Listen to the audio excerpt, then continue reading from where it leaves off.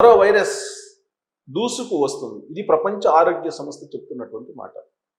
Atlantic మహాసముద్రంలో ప్రయాణిస్తున్నటువంటి ఒక ఓడలో ప్రయాణిస్తున్నటువంటి కొంతమంది టీంకి వైరస్ సోకింది. ఇది మరింత వ్యాప్తి చెందేటువంటి అవకాశం ఉంది అని చెప్పి వరల్డ్ హెల్త్ ఆర్గనైజేషన్ చెప్తుంది. ఆ వైరస్ పేరు హంటా వైరస్. ఇది కోవిడ్ కంటే భిన్నమైంది. ప్రస్తుతానికి హంటా వైరస్ లిమిటెడ్ పర్సన్స్కి మాత్రమే సోకింది.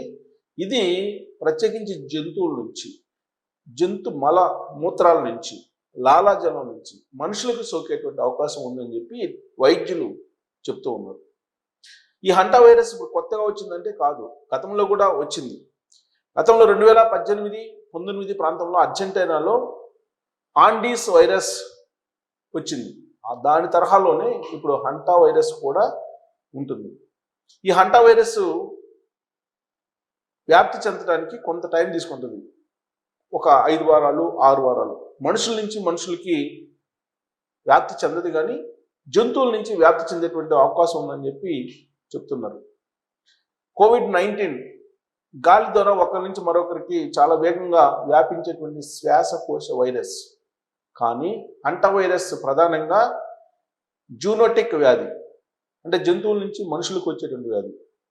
ఇది ప్రత్యేకించి ఎలుకల మూత్రము, ఎలుకల మలము, ఎలుకల లాలాజలం దీని నుంచి ఎక్కువగా వస్తుందని చెప్పేసి వైద్యులు చెప్తున్నారు. ఇది కేవలం ఆండీస్ స్ట్రెయిన్ విషయంలో మాత్రమే సన్నిహిత సంబంధాలు ఉన్న వారి మధ్య వ్యాప్తి కనిపిస్తుంది. కోవిడ్ అంత వేగంగా వ్యాపించదు, కానీ వ్యాధి సోకిన వాటి వాళ్ళని మాత్రం ఐసోలేషన్లో ఉంచాలి అని చెప్పి వైద్యులు చెప్తున్నారు.